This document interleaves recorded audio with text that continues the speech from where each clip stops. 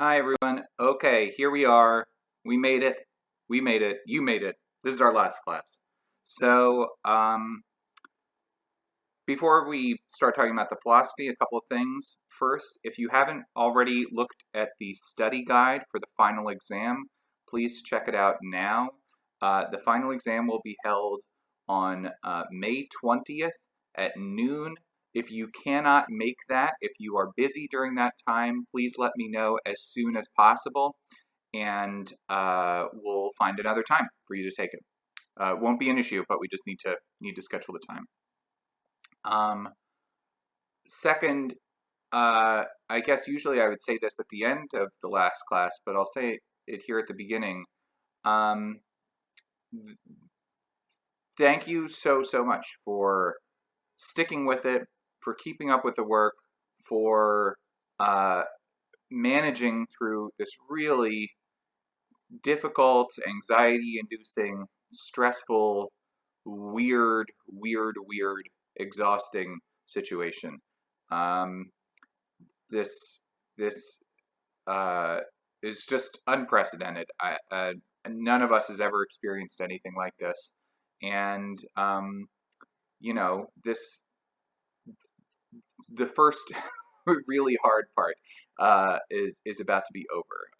At least the first really hard part that we're all sharing, which is this class. So,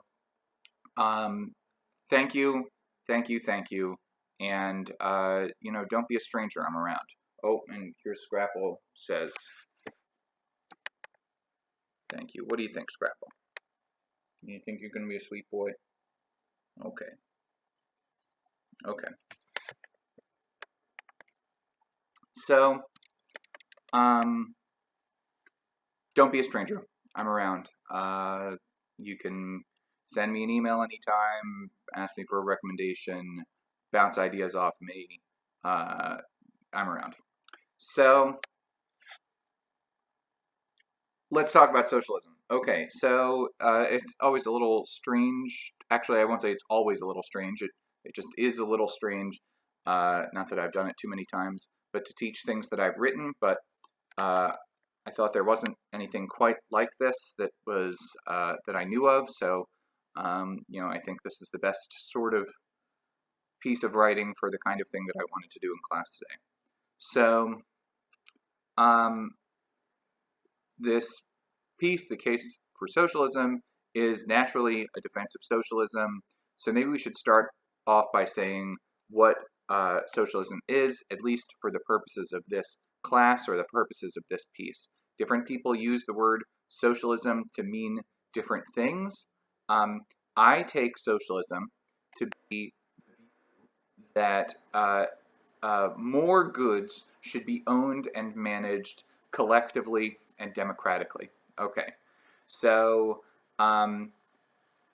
that leaves a lot open.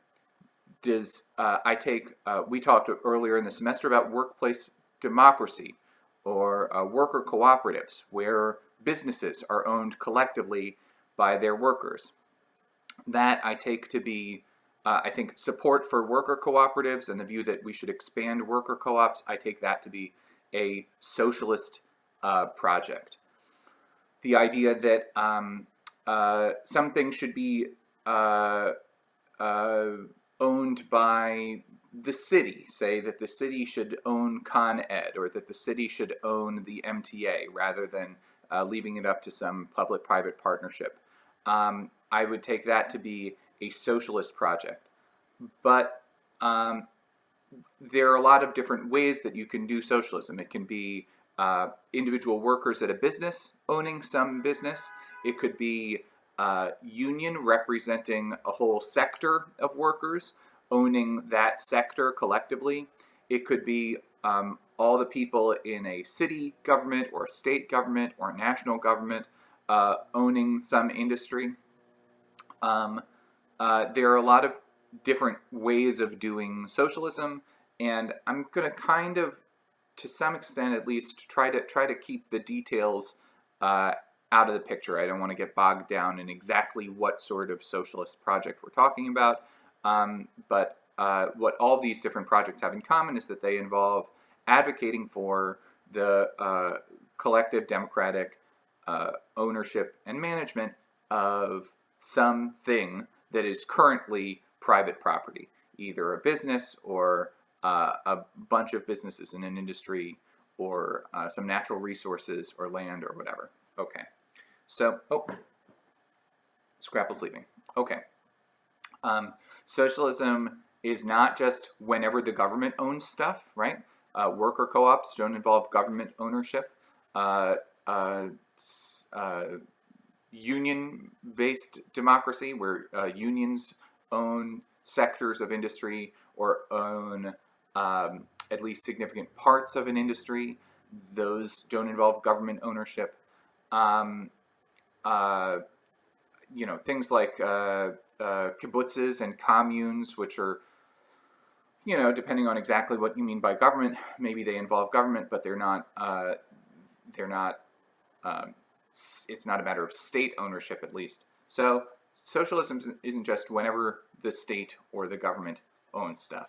Um, uh, One other thing which is important to note is that you can be a socialist without thinking that everything needs to be collectively owned and managed. So, some socialists have, in the past and even today, believed that all private property should be abolished. That's a very extreme view. I'm not sure it ultimately makes sense. Maybe there are some things which are just sort of inevitably private property, or it's irreducibly private property.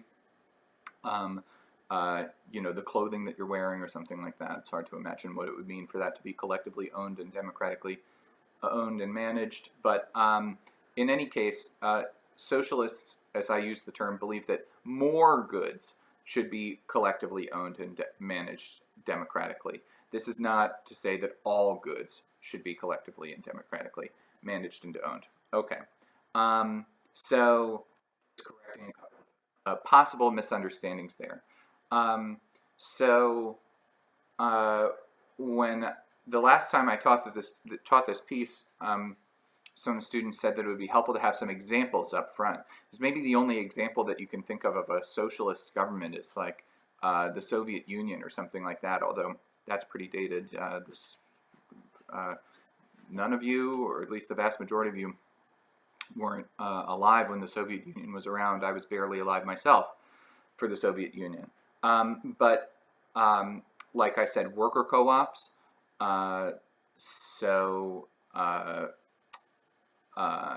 businesses like Mondragon, communes, those are examples of socialist projects. Kibbutzim in Israel, at least historically, the kibbutz movement has, changed a lot in the last few decades.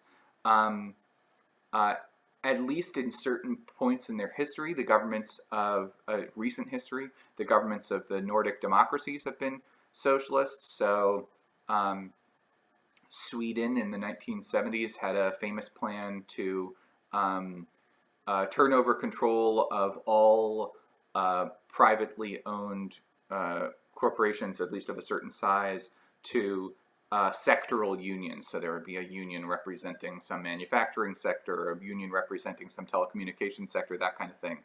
And gradually the shares in all the businesses in those unions, in those industries, would be transferred into a fund which was owned and managed by unions representing workers in those industries. So those are one plan which I find very interesting and exciting. That would be I think a socialist plan, but I don't think would involve state ownership, at least not in any obvious way. It's an idea called the social wealth fund. So you could take an index fund that represents that has shares in every business, or every business of over a certain size in the United States, and through taxes, raise money to buy up all of the shares in all of those businesses. So gradually those businesses go from being owned by a bunch of different people to owned entirely by this by this index fund, and each person in the United States, say, would get a share in this index fund.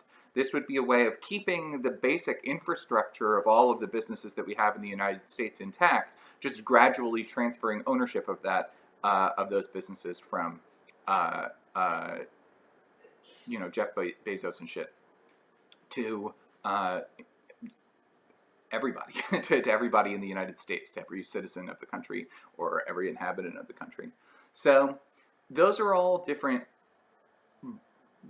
socialist proposals. Some of them involve a lot of state action. Some don't involve a lot of state action. Some are small scale. Some are medium scale. Some are really large scale. Okay. Um, um, I'll just give one more example just because it's something you might be familiar with. Community land trusts. So there are proposals in cities around the United States for neighborhood groups, essentially, to buy up pieces of land and decide how that land is going to be used collectively. So you could use it for small neighborhood parks. You could use it for types of real estate development or commercial development or industrial development that the neighborhood thinks would be important. But the pieces of land in the neighborhood would be owned by the community at large. Support for community land trusts I take to be a sort of socialist proposal. So you could have socialism socialism can take all sorts of different forms. It doesn't have to look like the Soviet Union. It doesn't have to mean the abolition of private property. Okay. So why should we all be socialists? This is, again, this comes with you might, I can imagine some people at home right now kind of grumbling, saying, oh, God, it's my fucking socialist philosophy professor is like, trying to indoctrinate me, just feeding me all this dogma. Of course, you don't have to actually believe everything I say. I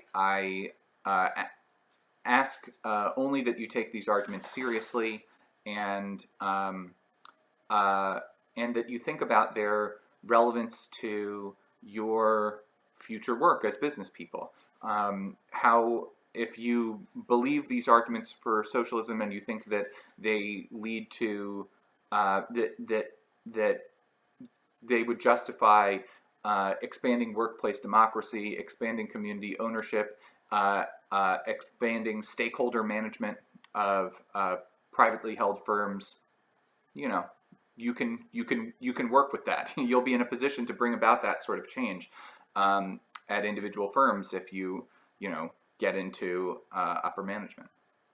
So, not asking you to believe everything I say, just asking you to take the arguments seriously and consider their own relevance for your lives and your careers. So, in this piece, I go through a bunch of different arguments for socialism, and then I consider some objections and respond to them. I think I'll just do that. I think I'll just summarize all of these arguments and the objections and responses. So the first argument for socialism that I consider is the argument from inequality. So capitalism, which I take to be the view that goods and services should be provisioned primarily by private entities interacting through markets, what you might call market, or what Sandel might call market society, leads to massive inequality of wealth, education, and political power. Like we talked about when we talked about Sandel, the more you have to get for yourself by buying stuff, the greater the difference is going to be between people who have money to buy stuff and people who don't have money to buy stuff. If you make housing a commodity, poor people aren't going to get housing. If you make food a commodity, the internet a commodity, poor people aren't going to get food and the internet. If you make medicine a commodity, poor people aren't going to get medicine, and so on. The more we provision, the more resources and goods and services we provision through private entities interacting through markets, the greater inequality will be in a society. And you might think this is bad just because it's unfair, and inequality is intrinsically bad. From a utilitarian point of view, unfairness isn't bad. Unfairness can be fine as long as it contributes to the greatest happiness for the greatest number. But what about, so if inequality isn't intrinsically bad from a utilitarian point of view, what would make it bad? Well, I think at least two things. One, it's bad because it leads to waste. So you can think of this in terms of the diminishing marginal utility of money. The more money you have, the less each additional dollar is going to mean to you. If you have no money, if you're completely broke, $100 is going to mean a lot to you. You could do a lot with $100 that you can't do as things stand. If you have a couple of $1,000s in a bank, $100 is going to mean something, but it's not going to mean as much. If you have millions of dollars in the bank, $100 means nothing to you. So the more we spend on, the more money we give to people who already have it, the more we waste. So inequality is bad because it leads to waste. It leads to resources being spent in one place that would be better spent elsewhere. Inequality is also bad, I claim in the piece, because it leads to domination. The more certain people have, the more they can rig the basic institutions of society to keep going their way. So, if you are in the business of making combustion engines, and you make an enormous amount of money, and maybe you set up some kind of cartel with all of the other combustion engine manufacturers in the United States, at least for automobile engines, for car engines. You can collectively say, you know what, we're just going to make electric cars just impossible, which the automotive industry did for many years. The times are changing a little bit, but you can rig the system to keep going your way. If you are a very powerful person in some industry, you can lobby the government for tax breaks for that particular industry, or lobby for regulatory measures which makes it harder for competitors to enter the market. So inequality is bad because it leads to domination. The more some people have, the more they can rig the system to keep going their way. Okay. I introduced an argument from global warming. So capitalism depends on constant growth, and at least as a rule, constant growth means constant increase in the use of energy and natural resources. And constant increase in the use of energy and natural resources is killing all of us. It's destroying our planet.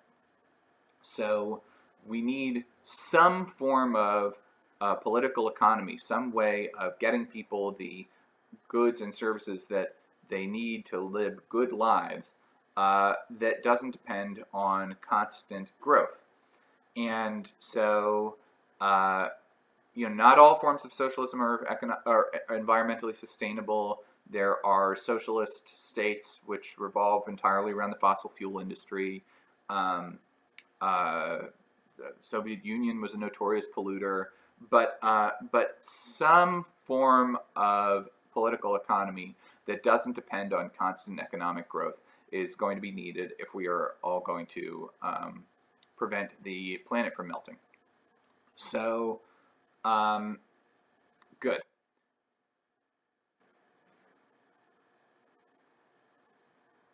Let's continue. We talked about the limits of markets earlier in the semester. That little section is adapted from a handout that I gave earlier in the semester. I think the argument from automation is worth considering here. People are finding that more and more jobs are being done by robots or being done with the aid of computers and other newfangled technology, which greatly reduce the amount of human labor needed to provide various goods and services to the people of the world. But notice how the kind of national and international, for that matter, discussion of kind of automation goes. The discussion is entirely about the anxiety of individual workers who are going to be out of jobs. So there's all of a sudden there are all these fucking robots and computers to do all of the mindless work nobody wanted to do before, or in some cases to do mindful work, but work in any case that people weren't going to do unless you paid them to do it. And this should be good news. It should be good news that robots are doing all this stuff for us. But instead, all we hear about is the anxiety that people have, that there aren't enough jobs, that everybody's job is going to be taken away by a robot. Well, why are people anxious about this? They're anxious about this because the benefits of automation are going only to owners. They're going to capitalists. They're going to people who own the means of production, who own the robots. They're not going to the rest of us. So, if every time a factory were automated, the individual workers saw the benefits of that automation rather than them all getting fired, well, we'd all be very happy about it. We'd all be very happy about this. But instead, when factories are automated, the owner of the factory gets to see all of the rewards, and everybody else is miserable. So we have to all of our anxiety about automation is caused by privatizing the benefits of automation. If we socialize the benefits of automation, if we collectively and democratically managed the profit that's made by reducing the labor costs in manufacturing, in information technology, in telecommunications, in basically every industry in the world, with a handful of exceptions that can't be scaled up for various reasons, we'd all be a lot happier. So there's an argument from labor allocation. So this sort of takes two forms. One form, or there are sort of a handful. Actually, I should say there may be three separate arguments here. One argument is that there are lots of jobs out there which there's money for people to do, but which the people who possess those jobs, even they think shouldn't exist. Think of telemarketers. Telemarketers themselves think that telemarketers shouldn't exist. They're only doing the telemarketing because there's money out there to pay them for it. A lot of corporate legal work is like this. Corporate lawyers themselves think that the world would be better off if there weren't people employed in their position. Debt traders and collectors, secretaries and assistants for people who don't need secretaries and assistants. There's all these jobs out there which, as David Graeber says, are bullshit jobs. Jobs that even the people in the job themselves think shouldn't exist. I think academic administration. I think in the university you can find plenty of bullshit jobs. Somebody sets up some department to take care of some project, and then the person who set it up leaves, but the department keeps sort of churning along zombie-like, filling out paperwork, and it's unclear what sort of service they're providing for anybody. And yet people continue to be employed in these things. So there are a lot of bullshit jobs so capital allocates money to do things that nobody except for the owners of that capital wants to be done. Furthermore, capital tends to under-allocate money for jobs that should be done but are just not profitable, at least to the individual capitalist. They yield they're public goods. They yield rewards that everybody benefits from individually. And so if you've got a job that benefits everybody, there's no one person who any investment by an individual is going to pay off in positive externalities, right? So every investment by an individual is not going to bring returns primarily to that individual themselves. It might bring any individual investment might bring negative returns to that individual. It just brings positive returns to everybody else. So there are plenty of jobs which are contribute to public goods, jobs which primarily pay off in positive externalities. So in this list, which incidentally I wrote before the current pandemic, I'd say researching clean meat so that we could replace the animal agriculture industry. Pandemic research, existential risk research, so research into how we would deal with massive famines, how we deal with climate change, how we deal with asteroids hitting the planet, how we deal with fallout from nuclear war. Carbon capture and renewable energy research, low-cost overseas public health interventions, things like treatments for malaria or schistosomiasis, deworming. So there are all of these jobs that are just incredibly important, and the vast majority of the money for them comes from private charity and comes from governments. It does not come from industry. So there's so much work which would be really good to do, which is really important to do, and which is radically underfunded because it's not profitable for any one person to pay to have that work done. It's only profitable for us all collectively to pay to have that work done. Okay. There's a different sort of version of this argument from labor allocation, which doesn't focus on these sort of really high impact jobs, jobs like researching clean meat or pandemic research, which could, if you threw a few $1 million into it, save many people's lives. But there are other sorts of work which are crucially important. Lower impact works on a lower scale, but it's still really important. But it's just incredibly underpaid. Again, because it pays off primarily in positive externalities.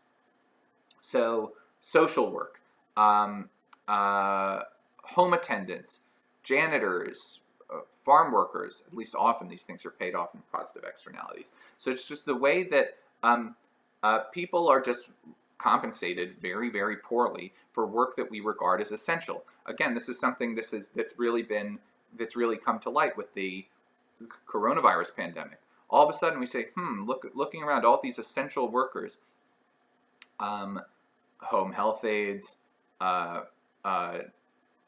truck drivers, grocery workers, people working at pharmacies. A lot of these things are low-paid work. Some of them aren't low-paid work. Doctors and nurses can be pretty well paid. But a lot of essential work is really poorly paid. And you might think, well, this is just how things should be because this is what the market will bear. But you might also think, well, there are a lot. Well, you might think this is if this is what the market will bear, then so much the worse for markets. You might think it's just really unfair. You might also think that that if we need this work to be done, we need it to be done well. And if we want it to be done well, we should pay people well for it. Okay. So the argument from labor allocation can take a few different forms, focusing on bullshit jobs, focusing on really high impact work which is paid for currently entirely or largely through private charity and government, and lower impact but still essential work, child care, warehouse work, delivery work, grocery workers, etc., which we sort of collectively undervalue as a society, and maybe that's changing now. So if grocery workers owned their grocery stores, the wages would work differently. If we collectively if we collectively made decisions about how money would be allocated in the society, you'd imagine that social workers and child care providers would be paid better. Okay. There's the argument for moral shiftiness, which is a variation on the argument given by Anderson in Private Government, so I won't go through that again. And lastly, there are a bunch of intersections with other sort of social issues. I go through this kind of breezily in the piece, but maybe I'll stop for a second to slow down. So, as I say, to a hard to specify extent, capitalism exacerbates social problems that aren't entirely economic in nature. So factory farming, war, ableism, racism, police brutality, sexual violence, the exclusion of women from various dimensions of public life. So it might not be, I don't explain this in the piece, so maybe it's not obvious how capitalism has exacerbated these problems in the past. Well, racism, for example, has been perpetuated in part by a high demand for cheap labor. And one way to create cheap labor is to create a more or less permanent racial underclass, which you can always pay less to do the same work as people in the dominant racial group. Police brutality is often in the interest of defending the property owning classes. Ableism, so the discrimination against people who are have disabilities.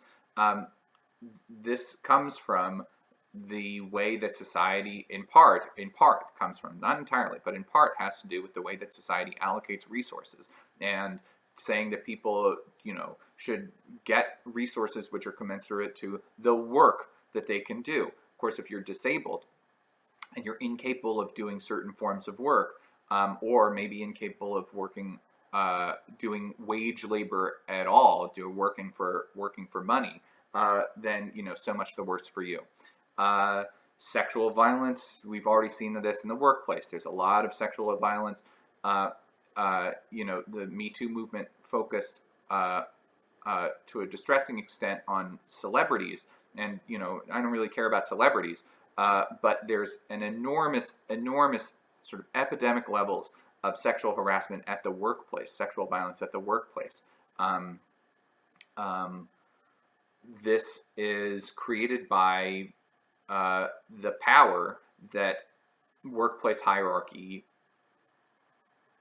gives to typically men on the job. So, of course, there are powerful women in business all over the United States and all over the world. They're less likely to use that power for the purposes of sexual violence. Okay, so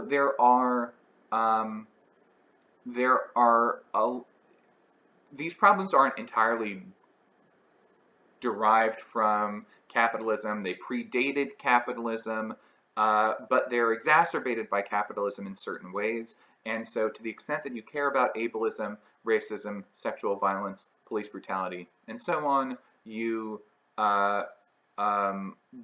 might think about the economic structures which in part sustain those practices. Okay, so much for the arguments for socialism. Let's just consider a couple of the objections and replies, and then we'll call it. So one objection, which you hear a lot, is just that socialism is theft.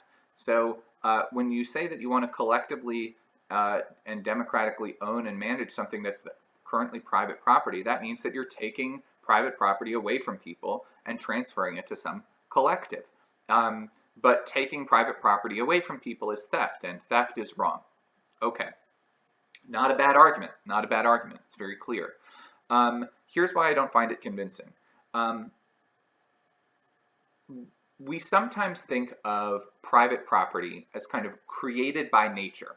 And maybe in some cases it is created by nature. Maybe in some sense, when a monkey finds a banana or something like that and starts eating it, that banana belongs to that monkey, even though the monkey doesn't have any laws or any institutions or any government, any state that can assign property to things. But a lot of private property isn't determined in this way by nature. A lot of our property relations are determined by the law. Think about things like patents or copyrights or trademarks. These things, intellectual property, they don't exist in the wild. They're created by the law. They're created by, and the law, in a democratic society at least, is created by, one hopes, collective democratic decision-making. So our property relations are to a great extent already determined. They're already determined by our collective decisions. So once you realize that this, I mean, not to mention zoning laws, which determine how land can be used and effectively, therefore, whom it can be sold to. When you think about the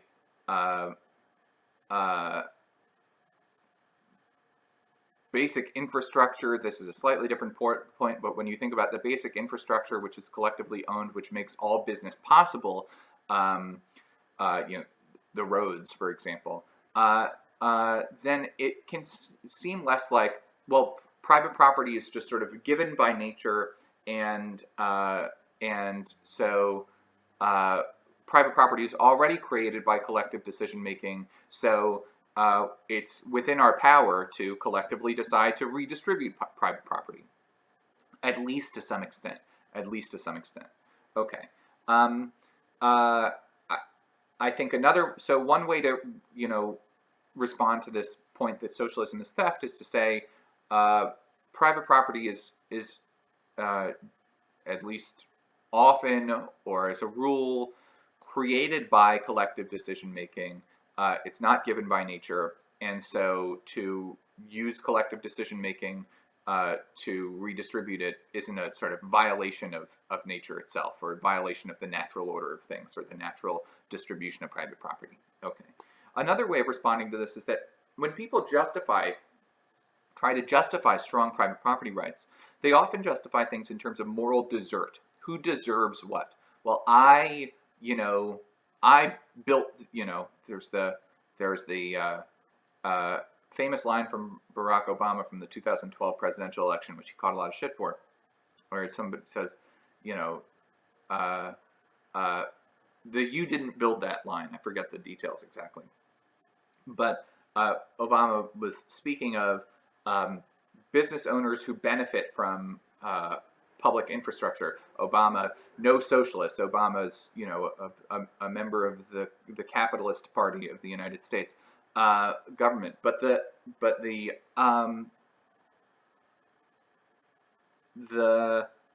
thought there is that what we typically think of as the products entirely of our own labor aren't products entirely of our own labor. Of course, unless you're running a sole proprietorship, there are other people employed in your business, and even if you disregard the laborers because you pay them, you didn't pay for the infrastructure, you didn't pay for public education, you didn't pay for everybody else to have money to buy the goods and services that you create, and so on. We're all in this together.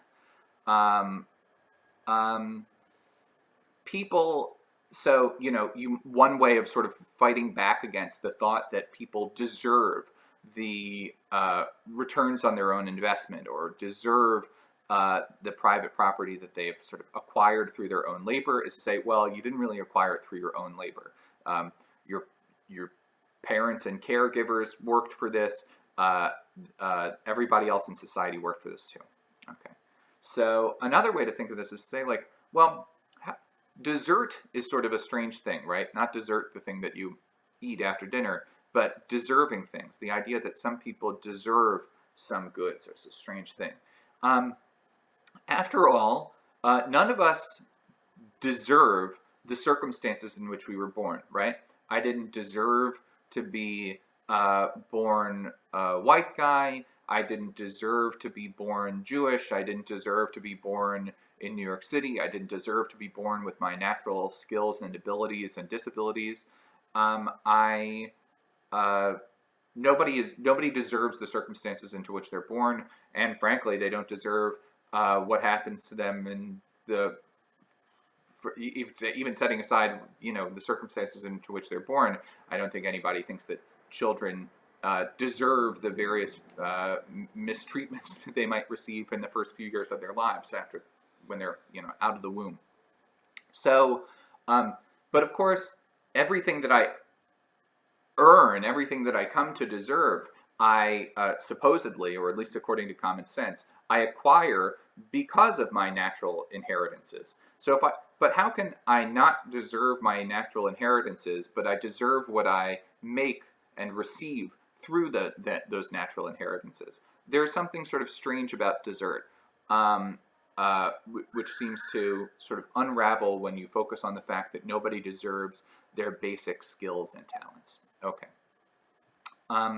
Let's just look at one more objection. I'll just skip ahead to the last one and my attempt at a response to it.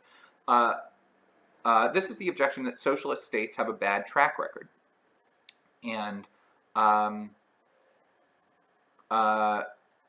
this is fair. So a lot of states which are at least nominally socialist, but also I think in many cases really socialist to some extent or in some way, have done awful things. So the Soviet Union, at least under Stalin, did some really bad stuff. They stripped people of their social liberties. They murdered lots of people. Their land collectivization programs killed millions of people. Bad stuff. Cuba under Castro did plenty of good stuff. They massively expanded education and healthcare, but they also have done plenty of bad stuff. It's limited. It's a very poor country. People have limited access to the internet and so on. It's limited, again, civil liberties are limited and so on. So so this is the objection, that socialist states have a bad track record. If it's failed in the past, why try it in the future? Okay, what's the response to this? Again, this is a good objection. This is a good objection. It's worth taking seriously. Sometimes socialists will just sort of cop out and say, well, this is, socialism has never really been tried at the state level. There's something to this in that the socialism, as I defined it, involves not just the collective ownership and management of things, which might take place with the state, but the democratic collective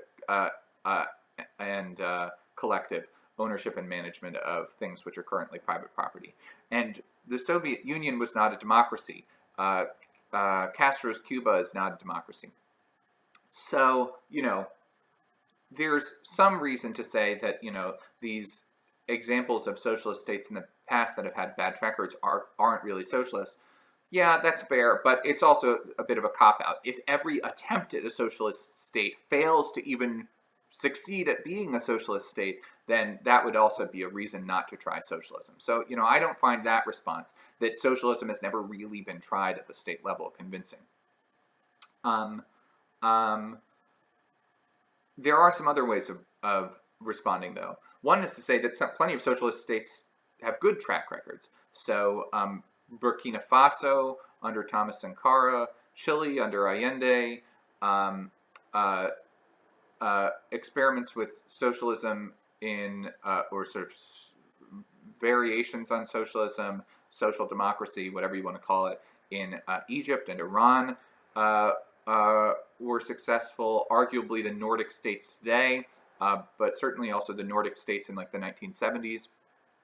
Okay, there are plenty of examples of successful socialist states from the past, but fair enough.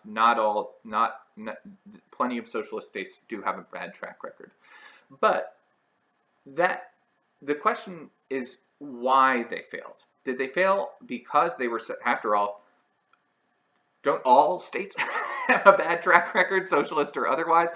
How many governments in the history of the world do you go through and say, that's a good one, that's a government I really like? Did they fail because they were socialists, or did they fail for other reasons? Most governments haven't been socialists, so most governments haven't failed because they were socialists. So take the Soviet Union. There are different ways of telling the story about why the Soviet Union failed. One is that it was a failure of democracy. It became a dictatorship, so there was an incredible concentration of power in the hands of certain people. So requiring that democratic institutions stay alive and well in a society would be part of it. Part of the one way of explaining what went wrong with the Soviet Union is that after the original revolution, which took down the czar, the previously existing government, there was a massive civil war which lasted several years and involved something like 8 countries from around the world invading Russia, and the Soviet Union was sort of shaped by the distrust and paranoia that came out of that, and violence, obviously, that came out of that civil war. The Soviet Union was a military economy. They spent the Soviet Union, even though it was much, much poorer than the United States, outspent the United States on its military for a significant chunk of the 20th century. That's fucking nuts, right? So they built up all of this manufacturing power, all of this industrial power, but they didn't use it for the good of their own people. They used it to build up a military, which maybe was necessary to prevent the U.S. from invading or something, but maybe not. Did they fail? In part, I think they failed because they built up all of this productive capacity and wasted it on guns. They stripped people of their social liberties, or civil liberties. There was very limited free speech rights. There were limited rights to assembly, limited rights to freedom of religion. So there are different ways of explaining where the Soviet Union went wrong. The concentration of power in some often psychotic authoritarian hands, the bad blood, and in every sense, which was created by the Civil War at the birth of the Soviet Union, the failure to use its productive capacity for the good of the people rather than for the military, and the stripping of civil liberties. These are all sorts of, you could say, yeah, the Soviet Union failed for all of those reasons, and still say, yeah, socialism is a good idea. Another thing to say is that these are all centrally planned economies, and one possible problem with this centrally planned economies, I think this is one way of explaining the failure of the Great Leap Forward in China, one of the great disasters of a socialist economy in the 20th century. It killed millions of people as a result of famine, is that the central planning of the economy in the Soviet Union under land collectivization and communist China in the Great Leap Forward, they planned the economy without having accurate information about demand, about supply and demand. So in the Great Leap Forward, for example, where there were production quotas for wheat, and this sort of arms race in wheat production around the country, and also sort of homegrown steel production, which made a lot of useless steel. You can't set up a working steel refinery in your own backyard. So a lot of people died in the Great Leap Forward as a result of famine. And this famine was largely the result of the central government imposing these bizarre production quotas, or at least these bizarre incentives for production. And then communities would over-report how much grain they had produced, how much wheat they had produced, how much rice they'd produced, whatever. And you say you made grew 1 million pounds of wheat. You actually grew 100,000. You actually grew, you actually grew 500,000. Let's say the government comes and takes half the wheat for the rest of the society and leaves half to the community. Well, that means they've taken all of your wheat. So the government set up the system in such a way that it didn't have accurate information about how much wheat people were actually producing. If it had such information, you'd have you'd imagine things would run more smoothly. At the time, it might have been impossible to get accurate information about supply and demand throughout an entire country of hundreds of millions of people, right? That's no longer the case. we have the internet now. You can, you know, the internet can be gamed in various ways, but Amazon, for example, is a pretty good measure of demand for various goods and services. Well, at least goods that can be shipped, not for all services. Although I guess Amazon makes a lot of money off of its like telecom stuff. But the Amazon has access to a lot of information about accurate real-time information about demand for various products around the United States and around the world. It's no longer impossible to have accurate real-time information about supply and demand because we already have it. We have it in the form of Amazon. Okay, so there are a lot of ways of explaining. So this is one other possible explanation of where the socialist states went wrong. They went wrong because central planning depends on accurate real-time information about supply and demand, and they didn't have, and perhaps for technological reasons at the time, couldn't have accurate information about supply and demand. So, and this is no longer the case. You know, we have Amazon, so we have accurate information about supply and demand. This is these socialist states which have failed in the past haven't necessarily failed because they were socialist. After all, most states have failed in the past, and most states haven't been socialist. But when you look in detail at why they failed, a lot of factors come up which might have to do with, which don't have anything to do with socialism in particular. Factors to do with civil liberties, supply and demand, the use of the state's productive capacities, violence, and democracy. There you go. That's my spiel for today. In fact, that's my spiel for the whole semester. I will send out a quiz with this. This semester's been it's been a weird one, but it's in spite of all that, it's been a pleasure and an honor working with you.